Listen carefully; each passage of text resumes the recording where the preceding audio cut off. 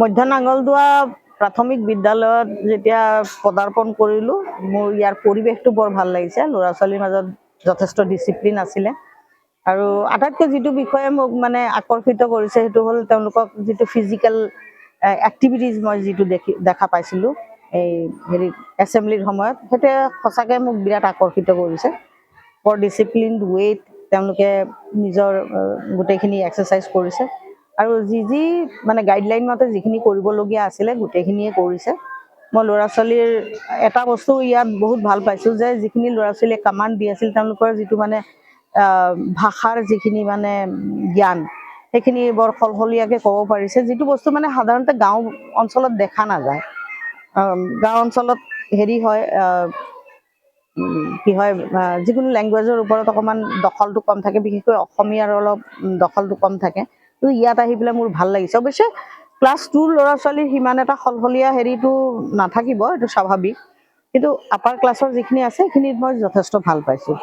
Plus স্কুলখনৰ যিখিনি discipline, টিচাৰসকলৰ যিখিনি ডেডিকেশ্যন, মোৰ সঁচাকৈ বৰ ভাল লাগিছে। অসম চৰকাৰৰ যিটো পদক্ষেপ এই গুণোৎসৱ লৈ, এই গুণোৎসৱৰ দ্বাৰা আপোনাৰ গাঁৱৰ ল'ৰা ছোৱালীবিলাকৰ মানে মূল্যায়নৰ ক্ষেত্ৰত বা শিক্ষাৰ ক্ষেত্ৰত কেনেকুৱা অগ্ৰগতি লাভ কৰিব? মই ভাবোঁ যদি এনেকৈ মূল্যায়ন হৈ থাকে, কিন্তু মই তাৰ আগতে মই চৰকাৰক এই আপোনাৰ যোগেদি মই আহ্বান কৰিম যে কিছুমান স্কুলত মই য'ত কৰিলোঁ তাত দেখা পালোঁ যে 2জন মাত্ৰ টিচাৰ আৰু 6টাকৈ ক্লাছ। তেনেকুৱা ক্ষেত্ৰত চৰকাৰে অলপ ভাবক যে টিচাৰ অলপ বেছি ৰিক্ৰুটমেণ্ট হ'ব লাগে, কাৰণ প্ৰতিটো ক্লাছৰ এগেইনষ্টত যদি এজনকৈ টিচাৰ থাকে তেনেহ'লে মই ভাবোঁ যে শিক্ষা ব্যৱস্থাটো আৰু বেছি উন্নত হ'ব। কাৰণ সাধাৰণতে এইখন স্কুলত যেতিয়া মই আহিলোঁ দেখা পালোঁ যে 2টা ক্লাছৰুমৰ মাজত পাৰ্টিশ্যনটো নাই, আৰু সেইটোৱে মই ভাবোঁ যে ইফেক্টিভ লাৰ্ণিঙত সেইটো কিন্তু বহুত মানে এটা অন্তৰায়ৰ সৃষ্টি কৰে। গতিকে এই বিষয়ত আমাৰ চৰকাৰে পদক্ষেপ গ্ৰহণ কৰক আৰু ক্লাছৰুমবিলাক আৰু উন্নত ধৰণৰ কৰক। আৰু মই ভাবোঁ যে একেবাৰে সৰু অৱস্থাৰ পৰা যদি ল'ৰা ছোৱালীক যদি কম্পিউটাৰৰ জ্ঞানটো দিয়া আৰম্ভ কৰে, বহুত বেছি উন্নতি লাভ কৰিব।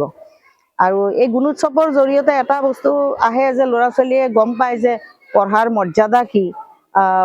পৰীক্ষা দিওঁতে হওক যেনেকৈ হওক তেওঁলোকে যেতিয়া বুজি পায় ডিচিপ্লিন কাক কয়, পঢ়াৰ কি কয় তাৰ মৰ্যাদা কি, এইটো বস্তু বুজি পোৱাত তেওঁলোকে কিন্তু গুণোৎসৱে বহুত সহায় কৰে।